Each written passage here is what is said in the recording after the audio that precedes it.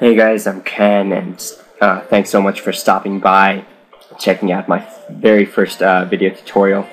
This is going to cover RPG Maker 2003. It is a video game engine, and this is, as the title should indicate, a tutorial for those who are just getting into game design and those who have no idea how to create their very own video games, but are perhaps interested in doing so. Now, there are a lot of other engines out there. You are certainly not limited by, just RPG Maker. To name a few, you can Google these. Game Maker is a really good one. Blender is usually, used for 3D modeling, but you can certainly create your very own video game in that engine. Blender is for free. Unreal Development Kit, and that is for free. Very top-notch professional engine, and it's very user-friendly. Multimedia Fusion 2 is very good, especially for 2D games. What else? RPG Maker XP, RPG Maker VX, and their latest edition, RPG Maker VX Ace. A good series. There's so many different engines that you can use, but a good one for beginners is RPG Maker. So I'll be using the 2003 version. It's created by a company called Enterbrain, ENTERBRAIN. So Google them, get the product. Once you download it, this is the window that appears. Not a lot of options at first. You have your standard minimize, maximize, and close on the top right. But as for these buttons themselves, this button here is used to create a new project. This button here is used to open an existing project. And this button here is used to go to the help window. So if you want to create a new project, hit that button. This window pops up. You can name your directory. You can name your game over here. This is for your folder, not your directory per se, but your folder. Again, the game, its name, and then this is the project path. So this is, you would indicate by clicking here where you wish to save your game or on your desktop, in your hard drive. I'm gonna hit cancel because I've created a existing project for this tutorial. So I'll just hit open project, and I get this window. This is the project that I've created. The directory name is tutorial. The game name is RPG Maker Tutorial. If I wish to rename, I can click the rename button. Very self-explanatory, nothing too complex yet, but I do want to go over the basics. If I wish to change the project path, I can just click on the project path. If I wish to delete, click there.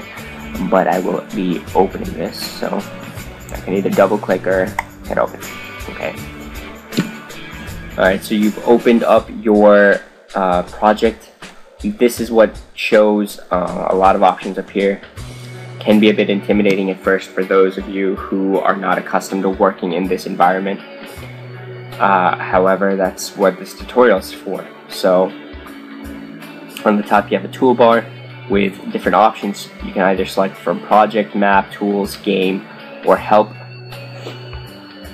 Each option that you hover over with your mouse brings a drop-down menu that gives you more options. So I can either close, create, game disk, exit.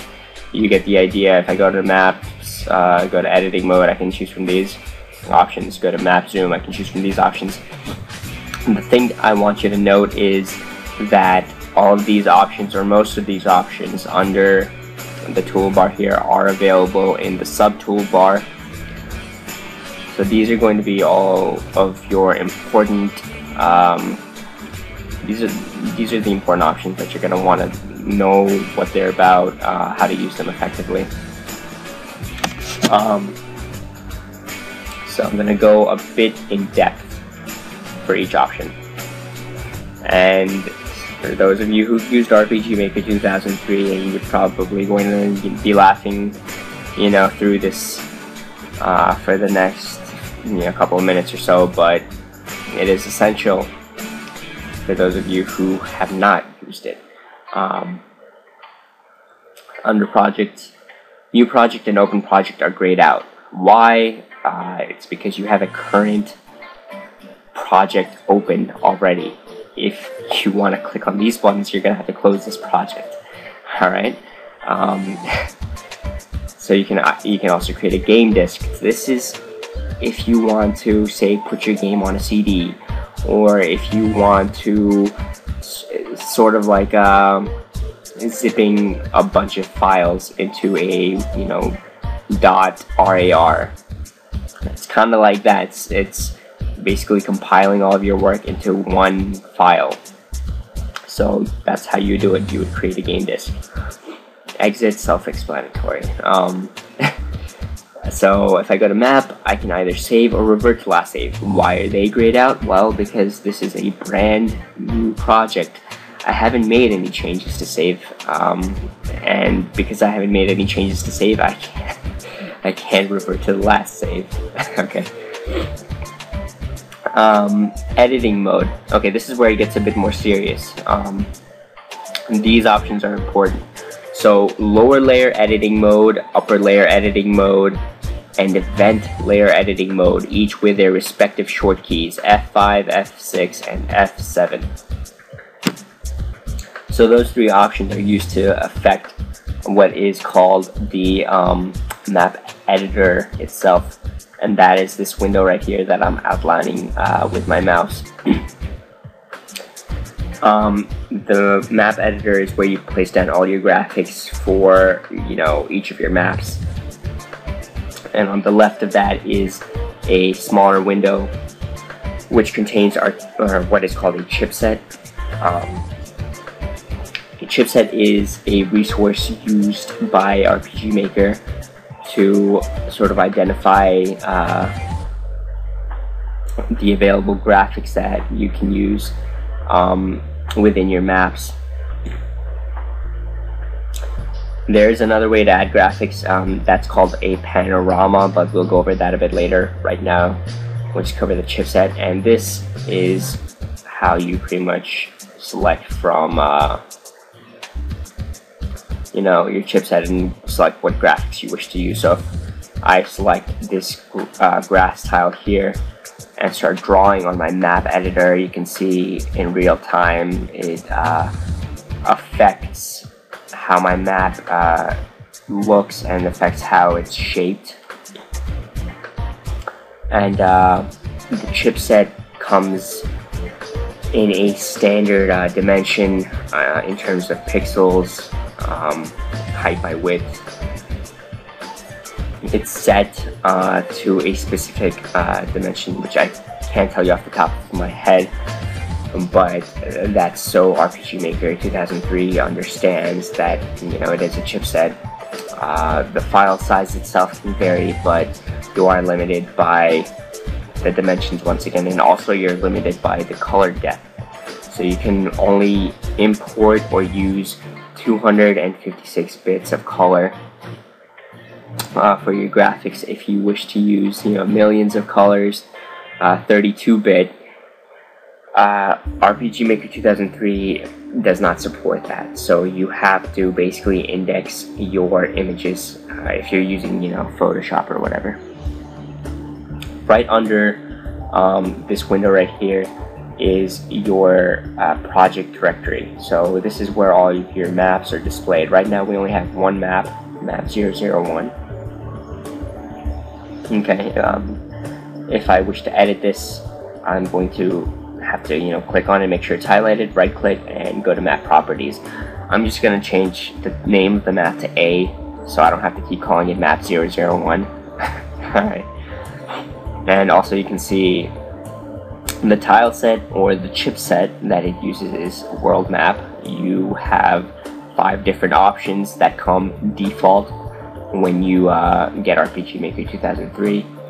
So if I were to switch it to, say, dungeon and hit OK, you would see that the graphics change within my selection. the graphics have changed, and also within the map editor, the graphics have changed. So that is, this right here is, like I said, the lower layer. You can see we're on that right now. If I go to the upper layer, I get a different set of graphics. The distinction between lower layer and upper layer: lower layer is usually used for the foundation of your map. It contains graphics that would have things like water or grass or dirt or, you know, the floor, walls, things of that nature. That's usually what it would have. Things that the hero can go over. Things that go over the hero usually fall into the upper tile layer, hence lower and upper. So in the upper tile, you would find things like, you know, this stone here, or, you know, this ice spear, things like statues or prison doors, things of that nature. Usually there are things that go over the hero. What else?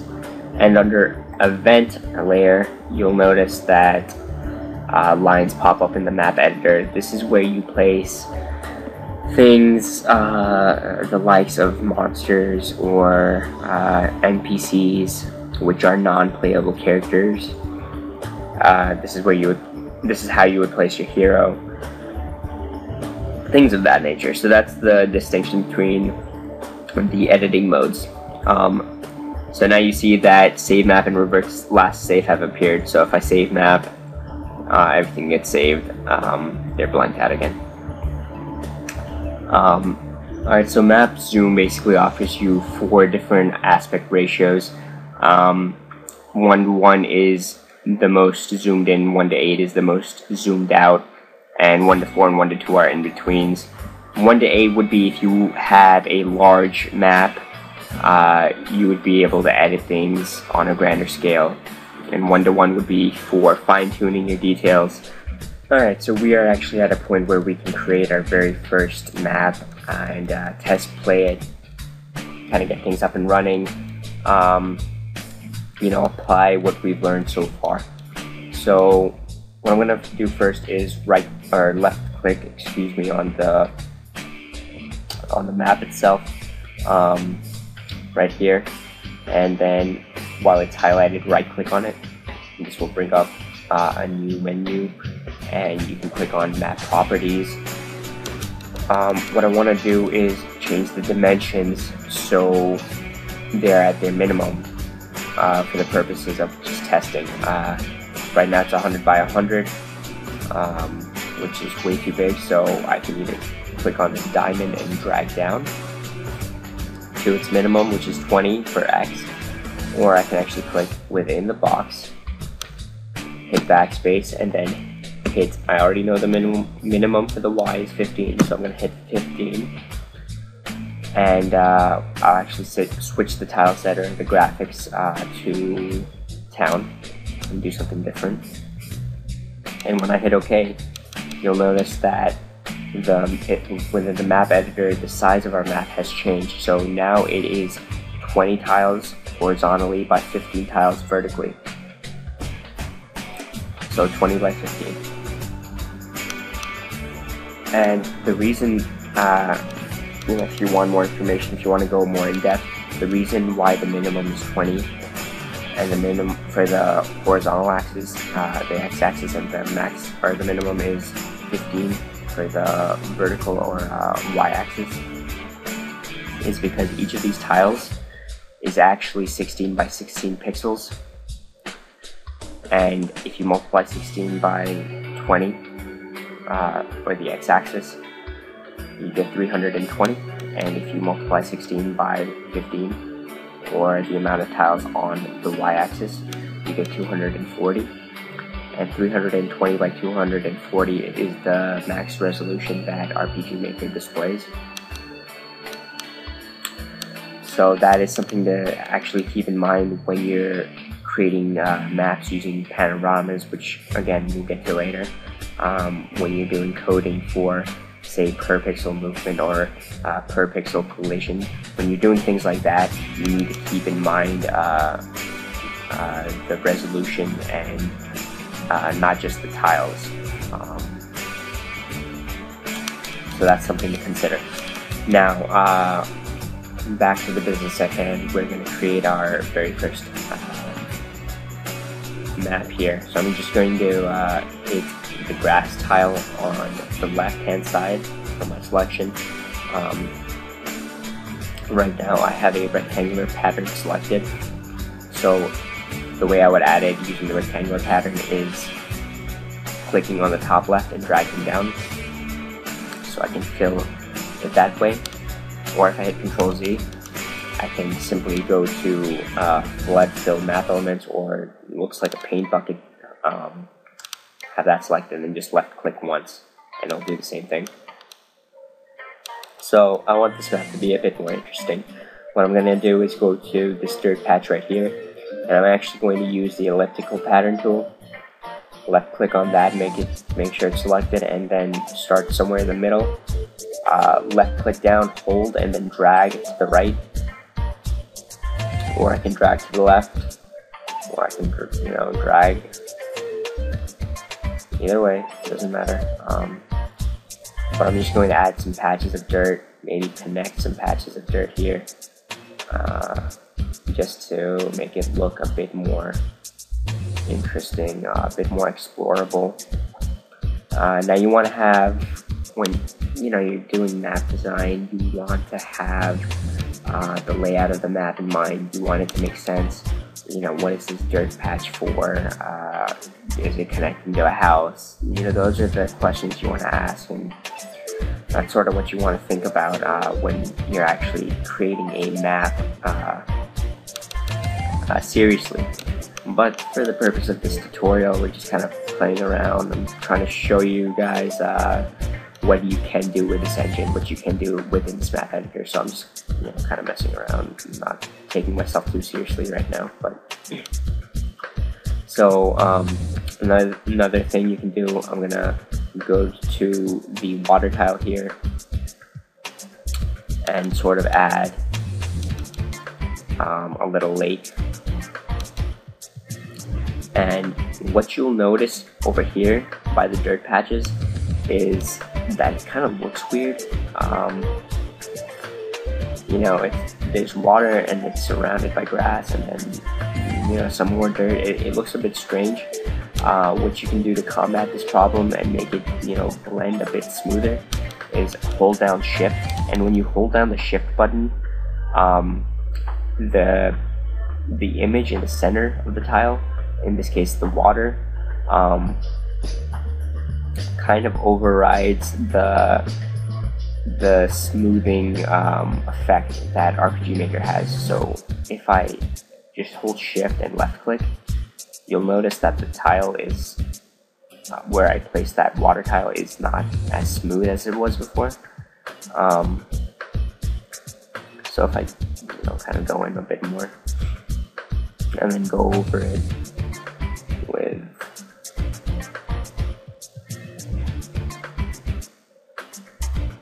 it didn't really make much of a difference, but I just wanted to give you guys that option, so that it exists, because a lot of people that I run into on the forums don't even know that this exists, and they're surprised to discover it. But there you go. So that should come in handy when you're working on your maps.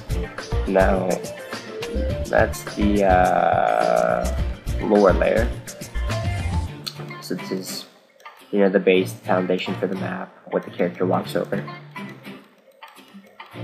I want to add some things on the upper layer, or what goes over the character. So trees again, for example. If I want to place it down, right now I'm on the elliptical pattern.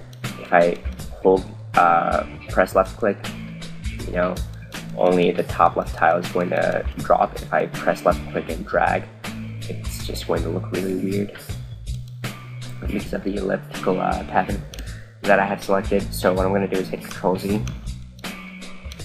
And another way to get rid of it is I can go to on the left, the top left, or any empty tile. You can select that and then kind of drag and drop, and that will basically erase things. Another way to get rid of things is you can hit the select map elements right here. The problem with this is it selects both the upper and lower tiles. So if I click over here where the trees are and drag down to the right, and if I hit delete, it's going to not only get rid of the upper layer or the trees, but it's also going to get rid of everything on the lower layer using whatever I have selected as a substitute or fill. So if I had water selected and I dragged and dropped and hit delete, it would fill that area with water. So I don't want any of that. I just wanted to show you guys that as an option if you want to get rid of everything, for example. You can do it that way. But I'm going to hit Control Z, and I can't Control Z anymore. That's what this last button is, basically undo last action. But we're going to go back to our upper tile. Go back to either rectangular is the easiest, or you can do freehand, or you can do change or whatever. I'm going to do rectangle. Click on a blank tile, and then left click, drag, and let go of the left click. Get rid of all of that. And once again, I can add a billion trees if I want using the rectangular pattern, but I won't. I'm a bit more selective, so I'm just gonna randomly add some trees.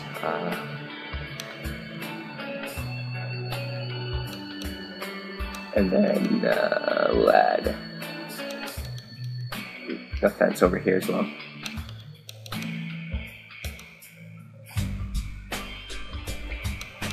Just to give you an idea, okay? Anyways, so that's really it. If I want to test play this map, I would just hit test your game or F9. It's going to ask me if I want to save it, and I pretty much have to. If I hit no, I'll just go back here, and it's going to ask me that again every time I want to test play. So you're forced to save. So I'll hit yes.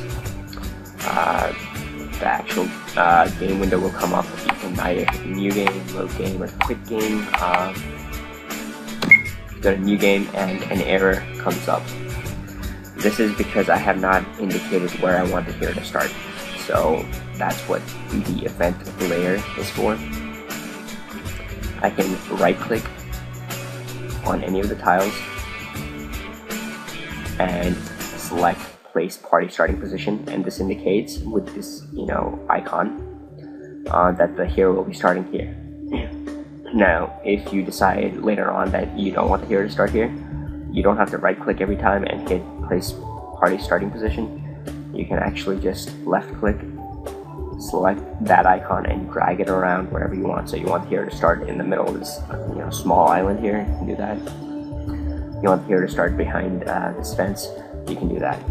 So now you've indicated where your hero will start. You can test play your game. It's going to ask you once again if you want to save it. Of course you do. And then hit new game, and there you go. It's really that simple. Just created your very first map with your hero, and he's walking around, and the water is moving, and everything looks so fantastic. So congratulations if you've gone this far. I know the first time I saw this, I was very excited, and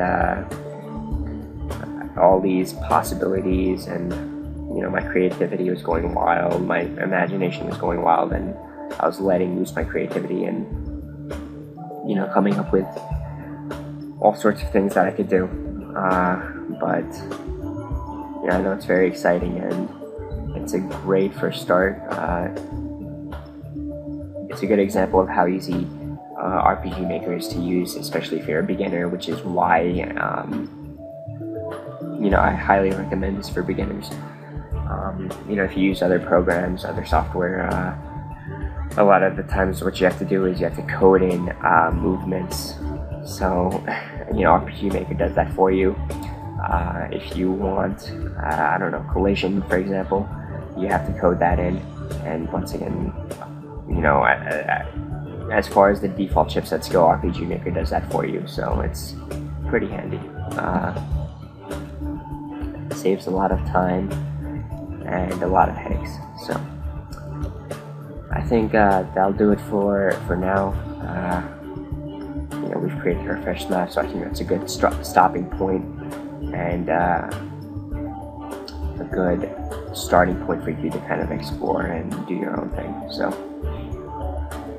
check back. I'll try to do more of these tutorials. I'll try to do it at least once a week. And you know, please subscribe.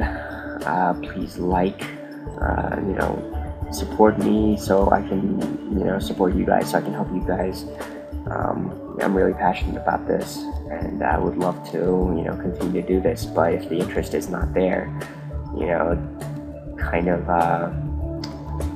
it's kind of counterproductive for me to be doing these. So please, you know, show your support, and I look forward to the next tutorial. Thank you so much for stopping by, guys. I'll see you next time. All right, take care.